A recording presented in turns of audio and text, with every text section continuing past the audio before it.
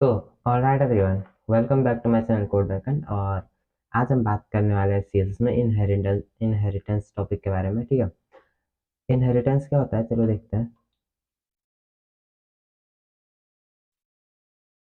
In CSS, inheritance means that some properties defined on a parent element are automatically applied to its child element, even if they don't have thus properties explicitly defined. ठीक है, this happens naturally for specific type of properties, mainly those that affect font and text styling. यहाँ पे क्या हो रहा है, inheritance की help से क्या हो रहा है, that some property defined on parent element।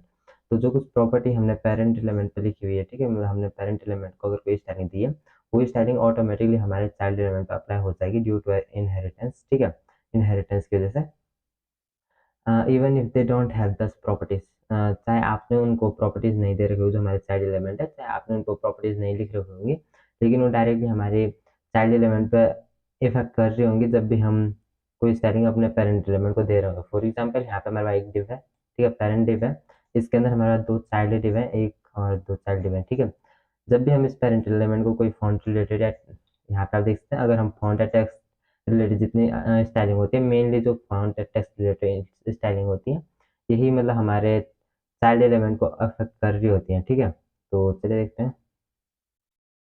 तो यहाँ पे आप देखते हैं इन दो पे जो भी हम फॉन्ट रिलेटेड या टेक्स्ट रिलेटेड स्टाइलिंग दे रहे होंगे, वो इन दो को इफेक्ट कर रही होगी जो भी हम पेरेंट क्लास को दे रहे होंगे। ठीक है, तो यहाँ पे अगर हम इस स्टाइलिंग को कॉपी करते हैं और इसे अपने VS कोड में यहाँ पे इसके अंदर लिखते हैं, ठीक है, कंट्रोल एस। तो यहाँ पे हमने क्या किया है, हेड टैग के अंदर हमने स्टाइल का यूज करके इसे कुछ छेद दे दिया है यहाँ पे। ठीक है, लेकिन यहाँ पे हम एक दूसरी चीज भी क्या कर सकते हैं, हम टाइटल दे सकते हैं इसे। ठीक है, टाइटल हम देंगे इसे इनहेरिटेंस इन CSS।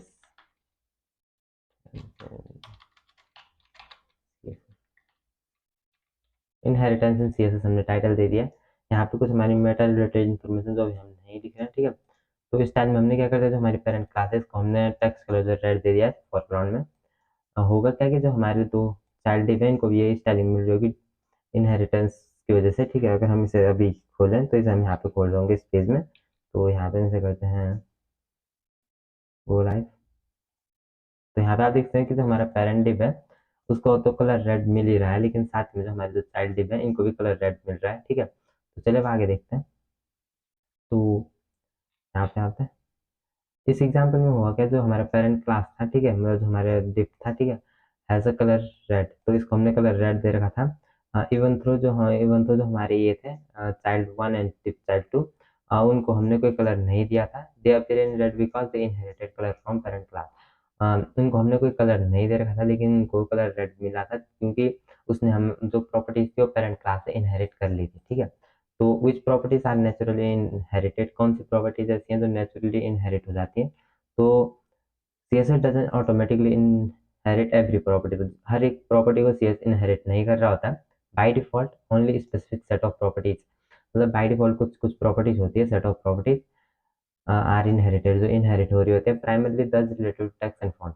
तो प्राइमरली वही प्रॉपर्टी, मतलब जो टेक्स्ट एंड फॉन्ट से रिलेटेड प्रॉपर्टीज होती हैं वही इनहेरिट हो रही होती हैं। ठीक है, font, font size, font family, font style, font weight और कलर, जो ये प्रॉपर्टीज हैं हमारी ऑटोमेटिकली इनहेरिट हो रही होंगी पेरेंट एलिमेंट से। However many layout related properties, जो हमारे लेआउट रिलेटेड प्रॉपर्टीज होती हैं, ठीक है, जिनमें हम लेआउट कंट्रोल कर रहे होते हैं, width, height, margin, padding, border, ये are not inherited by default. तो ये हमारी वाली प्रॉपर्टीज होती है जो हम आगे देख रहे होंगे। ठीक है, ये मतलब क्या होती है, ये इनहेरिट नहीं होती है बाय डिफॉल्ट। अगर हम इन्हें इनहेरिट करना चाहते हैं तो हम आगे देखते हैं किस तरीके से। ठीक है, if you want a child to inherit a non inherited property like padding, अगर हम चाहते हैं कि जो हमारे ये नॉन इनहेरिटेड ये है प्रॉपर्टीज है, अगर ये हम चाहते हैं कि ये इनहेरिट हो, ठीक है, कोई भी चाइल्ड एलिमेंट पे, तो हमें क्या करना होता है, यहाँ पे you can use inherit keyword. किस तरीके से, फॉर एग्जाम्पल हमने यहाँ पे पेरेंट क्लास को पैडिंग दे दिया है 30 पिक्सल की। ठीक है, पैडिंग से क्या होता है कि हमारे एलिमेंट के अराउंड कुछ स्पेस, मतलब जो हमारा कंटेंट होता है उसके अराउंड कुछ स्पेस क्रिएट हो रही होती है। तो इसको हम को भी कोड को कॉपी कर लेते हैं और सबसे पहले तो इसको यहाँ पे देख लेते हैं अपने VS कोड में। यहाँ पे हम इसे सेव कर रहे होंगे और डॉक्यूमेंट को टाइटल दे देते हैं inheritance, inheritance in CSS। As it is कोई प्रॉब्लम नहीं आ रही होगी अगर आप टाइटल नहीं देते। तो यहाँ पे आप देख सकते हैं जो हमारा पेरेंट था उसके अराउंड कुछ स्पेसिंग मिल रही है, उसी हिसाब से मतलब क्या हो रहा है कि यहाँ पे हमारे चाइल्ड के भी अराउंड स्पेसिंग मिल रही है हमें। क्या हुआ है यहाँ पे, चलिए देखते हैं। यहाँ पे हमने चाइल्ड के अंदर क्या कर लिया, हमने पैडिंग के आगे लिखा है इनहेरिट कीवर्ड। इनहेरिट क्या करता है कि ये अपने पेरेंट्स से 30 पिक्सल इनहेरिट कर रहा है, और 30 पिक्सल की पैडिंग इसके अराउंड दे रहा है जो हमारा डिप चाइल्ड है, ठीक है। तो inherits padding from parent element, तो हमारे पेरेंट्स से एलिमेंट कर रहा है। In this case the child div will have a padding of 30 pixel, तो जो हमारा चाइल्ड एलिमेंट है उसको 30 पिक्सल की पैडिंग मिल रही होगी। इनहेरिटेड फ्रॉम पेरेंट क्लास, इसने पेरेंट क्लास इनहेरिट की है।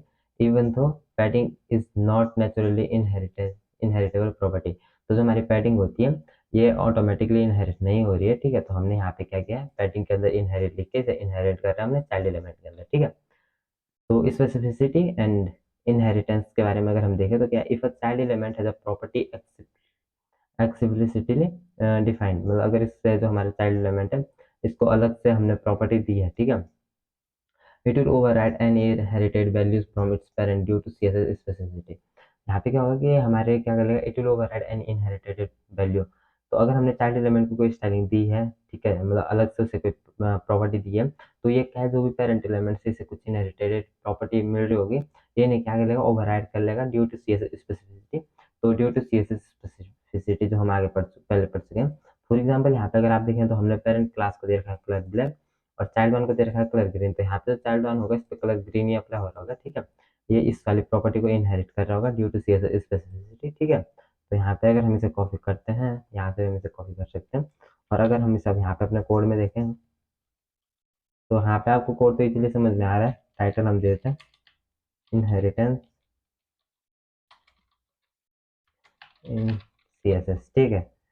यहाँ पे तो आप देखते हैं कि जो हमारा चाइल्ड वन है उस पर कलर ग्रीन अप्लाई हो रहा है, ठीक है। तो इसी तरीके से हमने लिखा इन दिस एग्जांपल में क्या हुआ है कि parent class has colour black, so all child element will inherit black unless they have their own properties.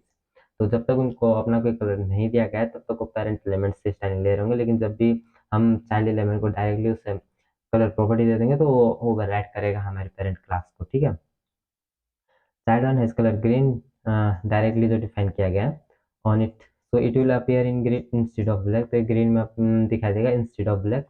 Child two without specific colour rule inherit black from parent class, तो जो हमारा child to है ये यहाँ से inherit कर रहा है क्योंकि इसके पास कोई पेरेंट मतलब इसके पास कोई कलर प्रॉपर्टी नहीं दी गई है, ठीक है। तो ये हमारे पेरेंट्स से समझे क्या है इसकी, हमने इस चैप्टर में जो देखा, inheritance allow properties from a parent to be pass to a child element. तो इनहेरिटेंस क्या अलाउ करता है कि जो हमारे पेरेंट की प्रॉपर्टीज है हमारे चाइल्ड एलिमेंट पे पास हो रही होंगी। Text and font properties are the main naturally inherited properties. तो जो हमारे text and font related properties होती है वो मेन प्रॉपर्टीज होती है जो नेचुरली इनहेरिटेड हो रही होती है, ठीक है। Non inheritable properties like padding और width can still be inherited by using inherit keyword. तो जो नॉन इनहेरिटेबल प्रॉपर्टीज होती है जैसे पैडिंग विड्थ, इनको अगर आप इनहेरिट करना चाहते हैं तो इनहेरिट कीवर्ड का यूज करके हम इन्हें इनहेरिट कर सकते हैं। स्पेसिफिसिटी क्या करता है, let's the child element override, तो ये हमारे चाइल्ड एलिमेंट को ओवरराइड करने देता है हमारे मतलब जो पेरेंट प्रॉपर्टीज होती है, ठीक है। Override inherited property bye explicitly defined, ठीक है। तो आज के लिए हमने जो मेन चीज़ है वो कवर अप कर लिए इनहेरिटेंस में जो भी टॉपिक था। तो आपको इसे देखना है, प्रैक्टिस करनी है थोड़ी सी साइड पे किस तरीके से क्या होता है, खुद से आपको कुछ स्टाइलिंग देखनी है, ठीक है। तो आज के लिए अब इतना ही। Thanks for watching and don't forget to hit the bell icon button, ठीक है।